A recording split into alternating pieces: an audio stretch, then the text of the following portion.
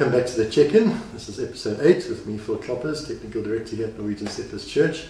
I'm joined by Errol Hartley, one of our pastors. Errol, thanks for joining us again. Thanks for having me again. I enjoy these little podcast sessions. Yeah, they're fun. And thank you guys for listening in. If this is your first time listening, welcome. If you're back, thank you for joining us again. Just stuff in the life of the church. Errol, we've had a couple of deaths again. Shame, man. Really sad ones at this time. Both of them. We spoke about Kelly Hully last week. If you didn't know the details. Yeah. Obviously more's come out about what's happened there. It was very, very sad. Shame. It's tough on her family as well, not just her parents, but her husband, her children. And it's apparent now that she just fell off that ledge. The two people that were with her initially, that went out on the climb together, turned back because the wind was so strong. I don't know if that had anything to do with it, but I also believe that the visibility wasn't too good. But anyway, whatever the reason was, it's a real tragedy. Yeah, I was chatting to Jean on Sunday as well. And he says just rightly has happened. Yeah, and he said that the conditions were atrocious. It's so treacherous when you get lost in that mist. It is. Yeah, and you miss a footing so easily. I did quite a bit of hiking and climbing in the Berg in my young days. And we did some stupid things as well. When I think about it today, you don't think about it when you're young, but God was very good and kept us safe. But conditions in the Berg change so suddenly, instantly, without warning. It just suddenly changes. Yeah, they do. So it can be quite treacherous. And the funeral for that is this Friday at 2 o'clock. That's right. And Trevor will be taking it. So. And then we also heard just yesterday Neil Retief's youngest one passed away as well. Shame. So sad.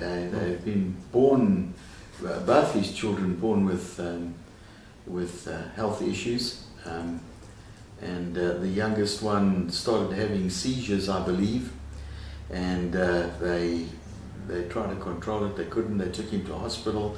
The normal procedure was to put the child into an induced coma, which would stop the seizures. And this time it didn't work. And on Friday night he just passed away. So it was very, very sad.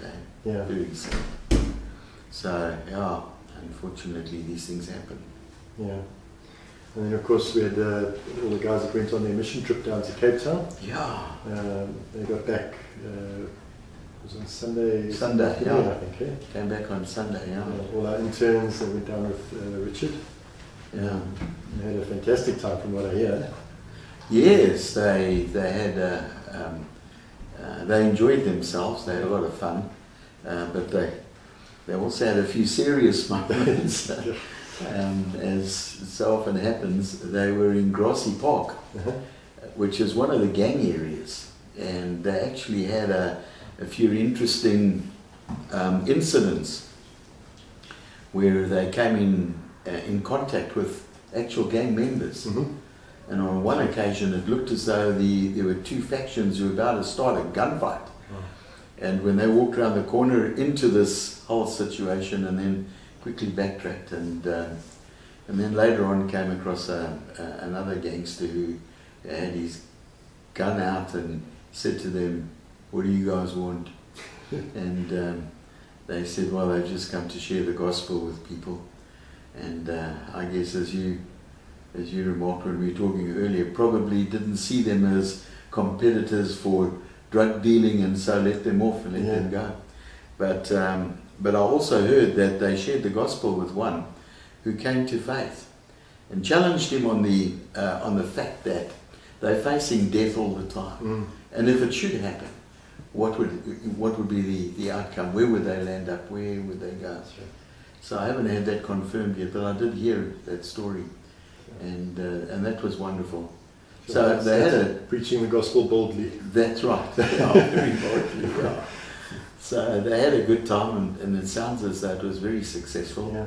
Took a whole bunch of kids down to a beach close to Clifton, and where the water, typical Atlantic water, was pretty cool, a lot cooler than what they used to here in Natal anyway. So, but they had a lot of good time, and they had to climb down Table Mountain. I believe they were going to climb up and then go down with the cable car. And I'm not quite sure exactly what happened, but they ended up climbing down the mountain as well. It took them 7 hours. Sure. So that must have been quite a fun Two of them time. took wrong turns on the trail as well. And That's right. 2 of them nearly got lost. Off for an hour on their own. Yeah, but anyway, it's good to have them back again. Yeah, absolutely. And they came back very excited, tired, but very excited. Yeah. It was great. It was a good road trip for them. It was excellent. Yeah, and of course, that situation in the Cape with the drugs and the gangs and things is, I mean, the SANDF is dispatched there as well at the moment. Yes, yes. So we really need to pray for down in Cape Town and for something to happen there. Yeah. That's right, yeah. Matrix will be starting their finals in the next week or two. I was just listening on the radio this morning. Yes.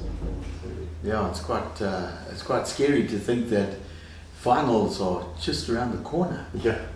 I don't know what happened to the first part of this year. It just kind of disappeared. Yeah. Wow. The older you get, the faster it goes. Yeah. Well, you talk like that. I was watching a song sung by 2 old men that I know. When I say no, I don't know them personally, but I know of them, and I've listened to them over the years. One was Bill Gaither, and he's been around forever, and I've listened to his records for a long, long time. The other one was Larry Gatlin. Okay. Now the Gatling brothers I've always listened to quite a bit as well. And Larry and Bill are a similar age, and they were singing the song together. And I can't remember all the words, and some of it was very amusing. But the gist of the thing, and comes out in the title of the song, is how come getting old took so little time?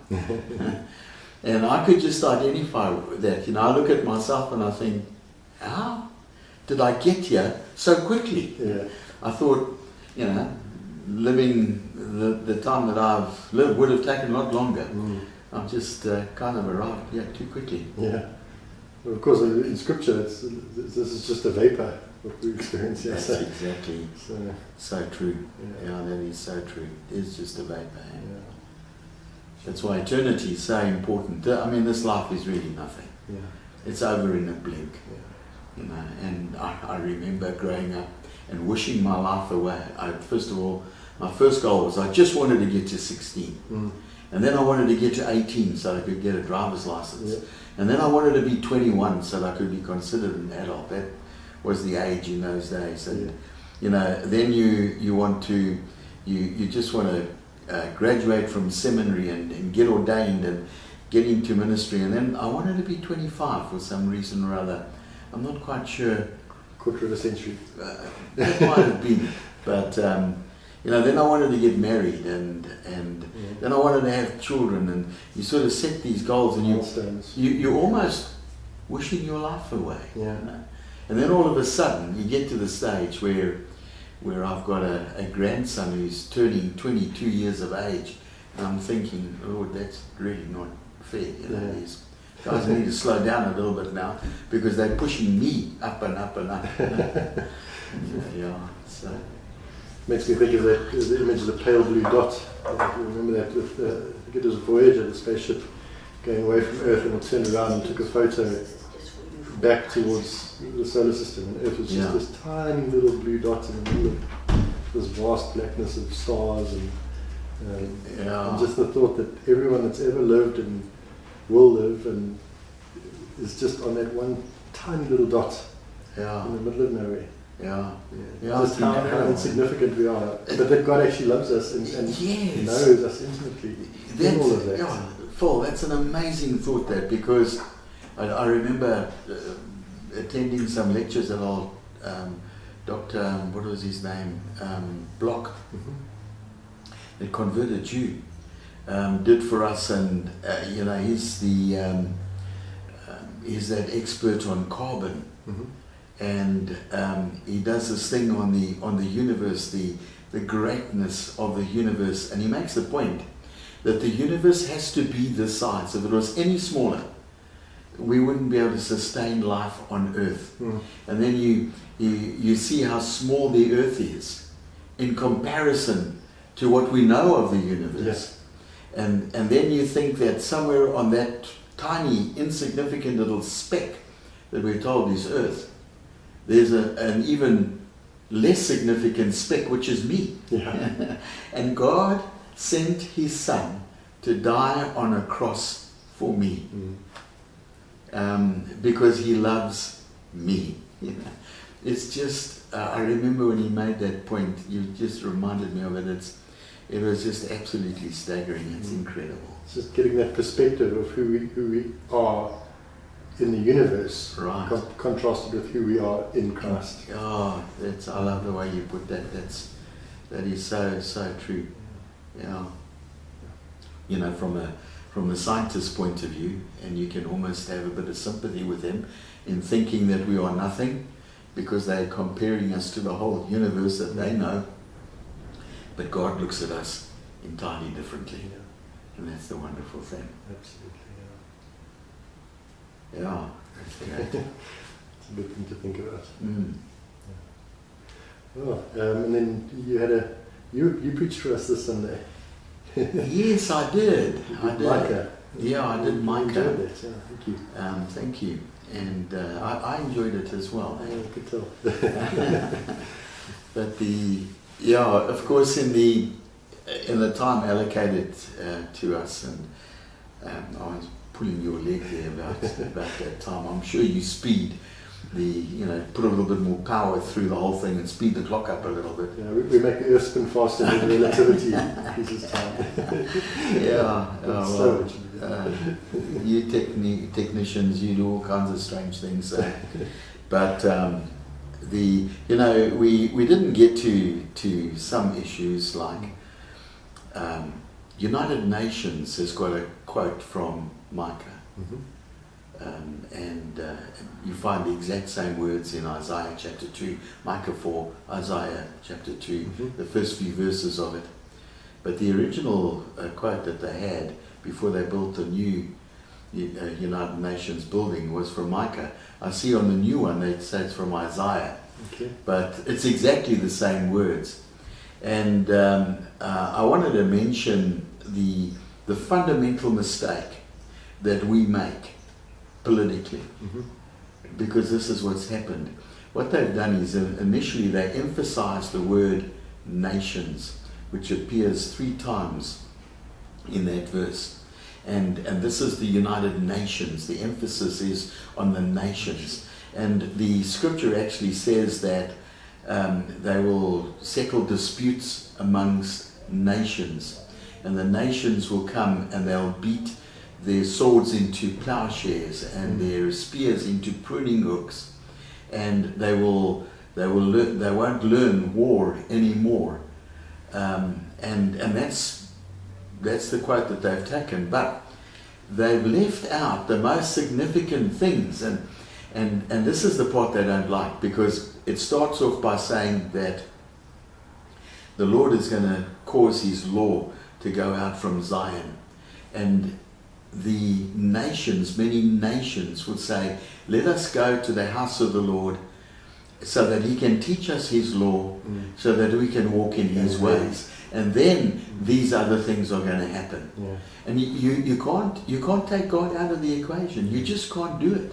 I mean, look at the United Nations today. It's an absolute mess.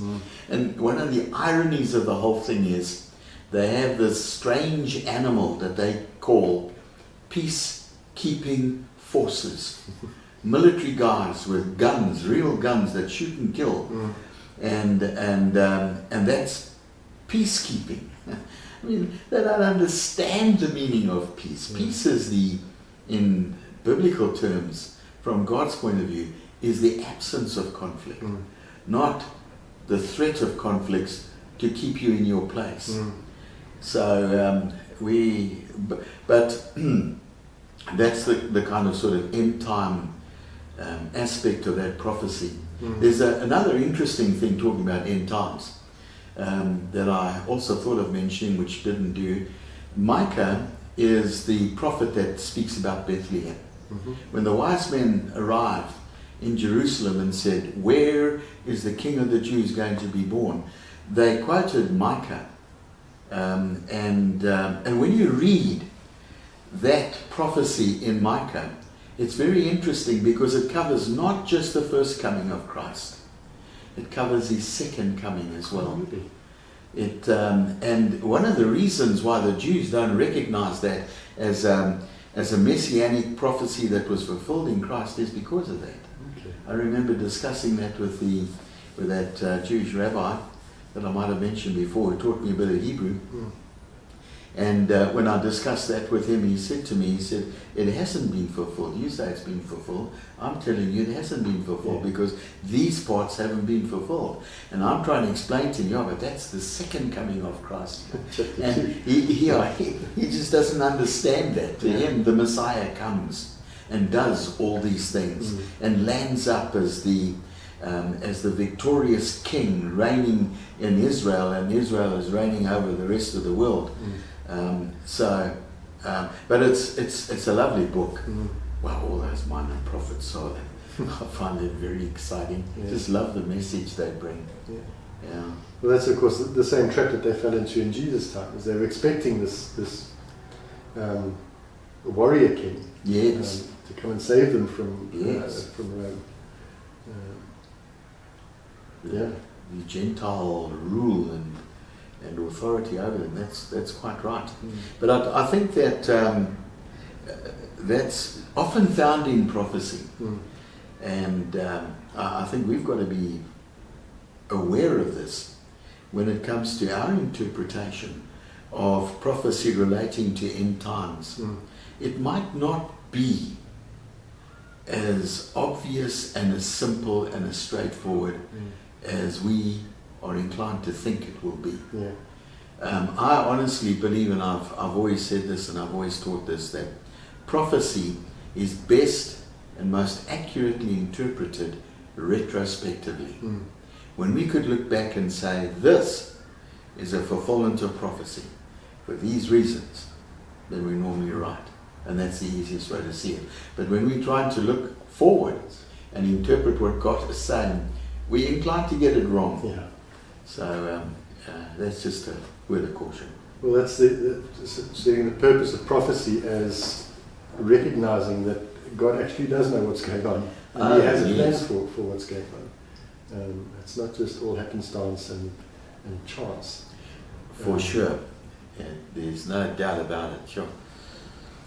In fact, I think one of the lessons that we learn from Daniel, to me, one of the important lessons that come out of Daniel is, and this comes out in God's dealings with the rulers of the Babylonian and the Medo-Persian Empire as well. We don't know what the future holds. Only God does. God chooses to reveal something of the future to us. Just something. Not the whole thing. Just something. And then I think the third lesson that comes out to me so clearly from Daniel is that we can trust God with our future because He is in control.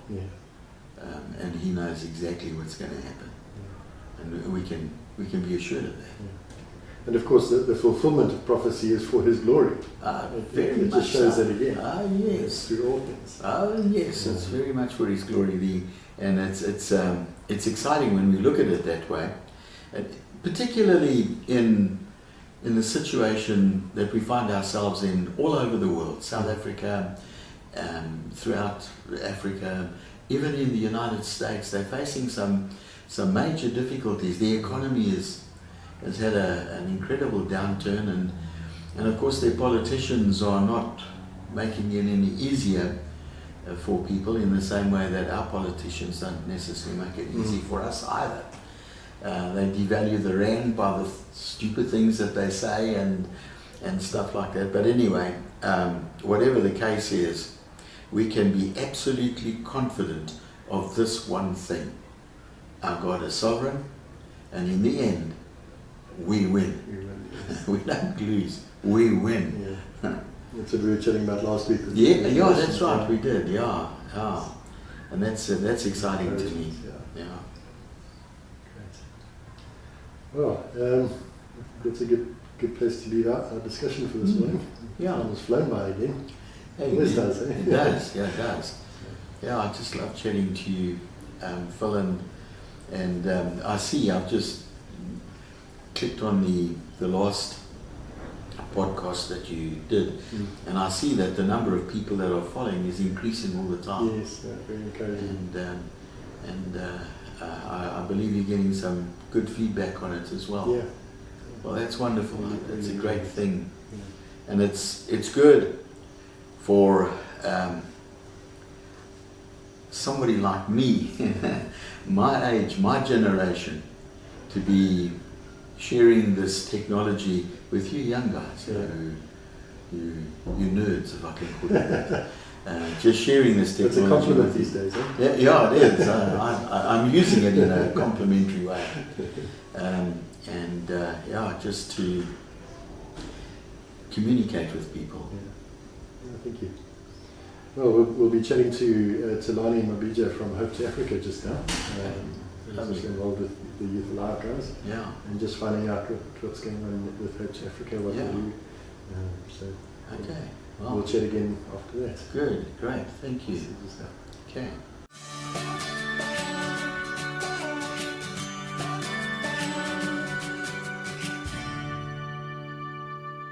Right, well, we're joined by Thulani from Hope-2-Africa, Thulani Mabija. Thulani, thanks for joining us today. Thank you, it's been an honor to be here. We'll just sort of find out what you guys are doing at Hope-2-Africa. There are a lot of people that don't actually know. So where did Hope-2-Africa start? How did that happen? Yeah, Hope-2-Africa started 2008, but it was like a Becky, we call her Mama Becky. Mm-hmm. She used to come on trips. I don't remember correctly, but they usually come on school holidays, doing the street gospel showing. Okay. They're using, but they visit schools, sometimes youth centers, but usually schools, to share the gospel. But from the several trips that she was been doing from America to South Africa all these years, God just spoke to her in a vision, and she felt like God is saying to her that she may do something different or something close to what they're doing as they share the gospel in the community, because what she saw especially to the teenagers in South Africa, they really respond to the like acting. I don't know, people that know, maybe old people, they will still remember sketches. I relate to that. So Not that old. It's like drama, but not speaking, but acting way, but doing actions in the intro. So, but she saw that teenage, they really connect and really get interest when they see someone acting. So that's how people started. So they started like doing all this paperwork back in America, and officially started in 2008 in a place in Cape Town. The first team was in Cape Town, Fishhook, Masphumelele Township. So they started there, and then in 2011 they moved to here in Port Shepstone. Okay. So that's how it started. But the aim for Hope-2-Africa is to share the love of God and to the community and among the team, meaning the kids or teenagers that are in the program. Also to create godly leaders. The world, the rest of the world, we need godly leaders, like young people who really have love and believe in God.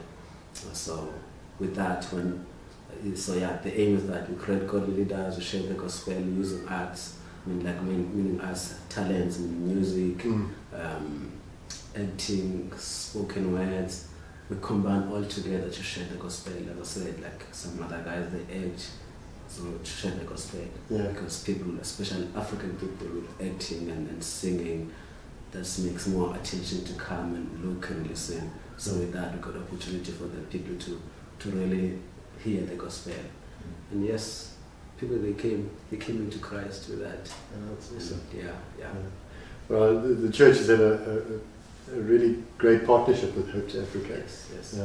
As you say, it's been 8 years, I think 2011 since they started here. Yeah. And the sort of partnership through Youth Alive as well. It's been really, really great to see. Just last week, I think 3 little girls come in through the foyer. I was making some coffee. Yes. They came in and they wanted to tell me a story. And she told me the story of was Daniel and Meshach and Shadrach and Abednego. She likened that story to herself. Yes. You know, that she was one of these ones that needed to be brave and tell the story of who God is. And so she was coming into the church just to come and tell the story to people that she came across. It was really good. Yeah, we just had a camp last week. So Becky and Karen, they come from America just to train the group and the team music. Not just a few years ago, we had Hope-2-Africa staff, staff that are in South Africa, and I'm one of them. So they come 3 times a year on school holidays to train us as staff also, but also to train the whole team for the gospel. To train them to be leaders, to be godly leaders, as I said. They came 3 times a year to train us, as staff. To equip and be ready for the ministry. When you are the leader, you have to learn. So we are trained. They come and train us. Also, they train and how to share the gospel effectively in the community. Even though it's the gospel is for God, but when you share, you have to share it in a good way. Not a catch way, but a meaningful way on how to share the gospel. That's how they do. But they come training from usually the first week of the holidays because the kids, so because they're in high school, the time that we can get is the school holidays, that they can have good training for them. But it's to equip them and to show them love, because most of these teenagers, they coming from broken families, difficult situations, very difficult situations. And some they grow up as family leaders at the age of 16, very young. So they need that love, and also they need love from someone else, from someone who's a mother, so that they don't have that gap that I'm the injustice. So for them to experience that I'm also a kid, because when you are 16 years old, you know nothing about parenting, you know nothing about leading a family. So we have situations like that, but some other different life situations the kids that they face. Some they don't have parents, some they live with their grannies, some they didn't even know their fathers, some mothers they die at an early age. So it's very hard, but with that, kids, they experience the love and the caring, and just to know someone is loving you makes a very different and huge different to a teenager. So that's what Africa does. It's more than sharing the gospel. It's more than creating godly leaders. It's way more than that. The kids, they become family. Kids, I don't know how to explain it, but they're from different areas in the community, but when they together, you can't even tell. They're even more than friends. They just become brothers because of the family and the unity we have in the team. Yeah. That's what Jesus wanted the church to be like. Yes. That we're all brothers and sisters. And we Yeah. love each other like brothers and sisters. Yeah. So you guys are doing it. Well done. Yeah. I saw Becky and Keiko were out here last week. We saw them around the church. Yes, I yes. believe they went back on Monday. Hey? Yeah, they left Monday. Yes. Yes. We love having them over as well. It's always encouraging to see the guys. Yeah, and we love you guys. What you guys are doing here. And of course, you personally, you're studying through the Bible Academy as well now. Yes. Yes. You're third year. Third year. Yes. Yeah. How's it going? It's good. It's interesting and Getting, hard. getting more difficult. Yeah, it's getting more difficult, but it's very interesting, and I learn more a lot. Yeah. The more you learn, the more you realize you know nothing. Yeah. So yeah. Yeah, we've been hearing from Peter. He had a lot of praise for you guys. He's saying you're doing so well. He was very proud of you guys as well. It's I can say the teamwork. For as I said, like for when you know someone is believing in you, you got that courage to do more, to do great, to do the best. So yeah, I can say it's a love and encouragement and a support we have. Yeah. Yeah. Awesome. Well, Thulani, thank you for joining us. Thank you for telling us about Hope-2-Africa. Well, thank you. Yeah, we'll pray for the work that you guys are doing. And if you guys will join us as well in praying. If people want to get involved, can they get involved with Hope-2-Africa? What do you guys need? Yeah, usually it's ministry needs a lot of support. Like you can support Hope-2-Africa through prayer. You can support us financially, and but the support mostly it's a prayer and the relationship with the kids. Like maybe sending a message to one of them, and when they know someone is praying for them, when they know someone is loving them, when they know someone knows them, it means a lot to them. So yeah, we see all the guys in church on Sundays. They come to church. Yeah. Come to church.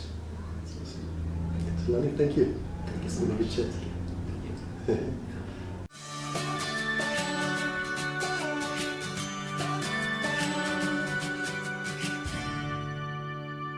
We're back. Yeah, the guys out at Youth Alive and Hope-2-Africa are doing some phenomenal work. Amazing, absolutely incredible. Just love seeing the life that's happening there. It The is. discipleship. It's really intentional, and it's so encouraging. Yeah, and once again, if noise is a sign of life, then where we live, we are very aware of Hope for Africa life from time to time. Yeah. They can get quite noisy down there, which is lovely. We may have a graveyard next door, but Hey, on the other side of that graveyard, there is a lot of life here, and they run around kicking balls and just playing with a lot of the young people that they're reaching. It's great. It's wonderful to see. Great. Well, Errol, thank you for joining us. Oh, thank you. Thanks for having me again. Yeah. Thank you for listening in and watching us if you're watching on YouTube. Again, if you missed Sunday's sermon and you just want to catch up on what you might have missed or review, listen again. Our sermons are on the website, nsc.za.org. Just click on watch on the top right hand side. Thank you for joining us today. If you enjoyed today's video, just hit like down below and comment. Let us know what you thought of the video. If there are other things that you'd like us to chat about, perhaps theological concepts that you'd like explained, let us know down in the comments. Well, thanks. Thank you. See you again next week. Okay, thanks.